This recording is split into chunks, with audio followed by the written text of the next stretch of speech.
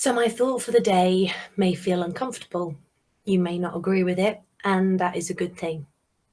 Challenging ourselves to hear the voices of others is what helps us make educated assessments and then choices. There is a famous poem by Martin Niemöller, who was a U-boat commander in the First World War, who then became a pastor, who was anti-Semitic and supported Hitler's rise to power until 1934. He then criticised the Nazi regime and was imprisoned in a concentration camp until the end of World War II. He regretted not speaking out about the persecution of Jewish people and felt guilt, saying his silence shared responsibility for the Holocaust. I'll come back to the poem later.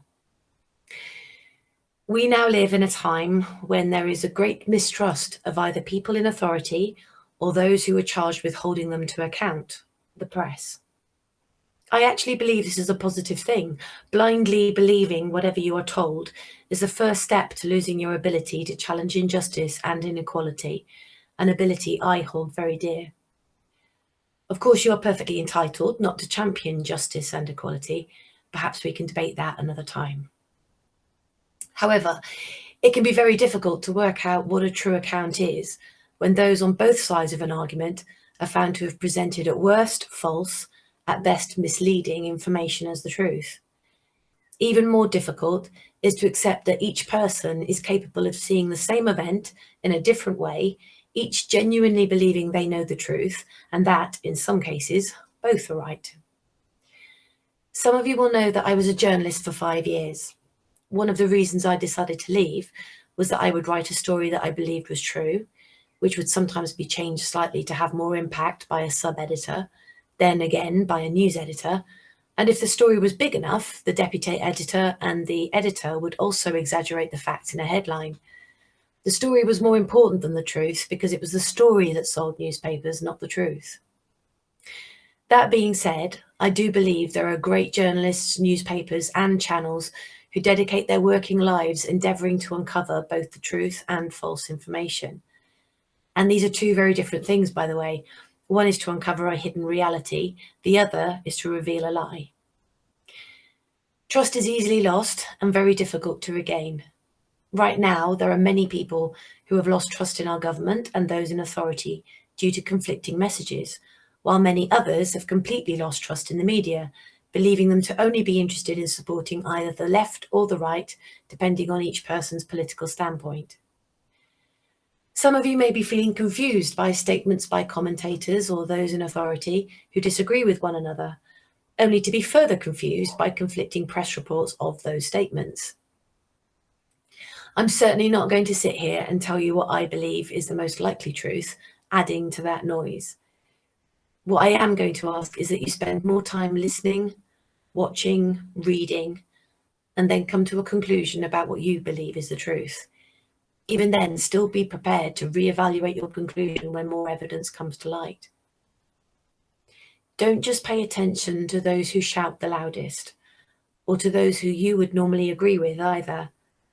Always ask yourself what someone's motivation might be when they tell you their truth. What do they gain by asking you to believe them? Are they protecting themselves and their own point of view, or standing up for a friend or a stranger? Are they reasonably debating and questioning, or are they refusing to answer questions and bullying those more vulnerable than themselves? And even then, this may not help you work out what may be the truth. But question. Freedom and democracy depend on you questioning and challenging. Don't be blinded by your own prejudice. We all have core beliefs that colour our judgment, and it can be very difficult to accept someone else's standpoint sometimes.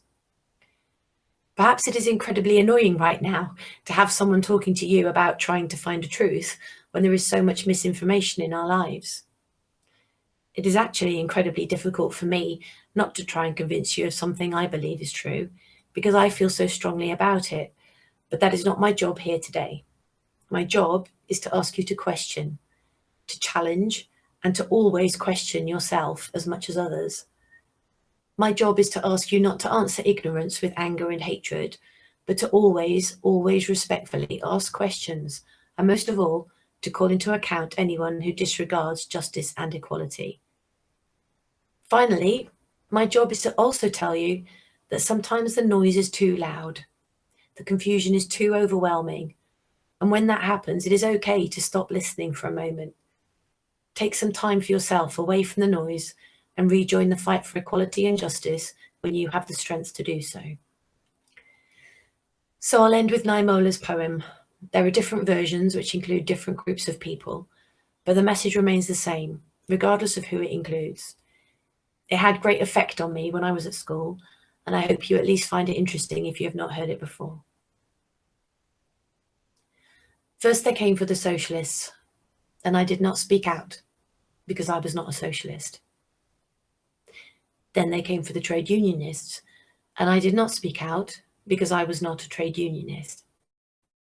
Then they came for the Catholics, and I did not speak out because I was not a Catholic. Then they came for the Jews, and I did not speak out because I was not a Jew. Then they came for me, and there was no one left to speak for me. Have a lovely day, stay safe and well, and I hope we see each other soon.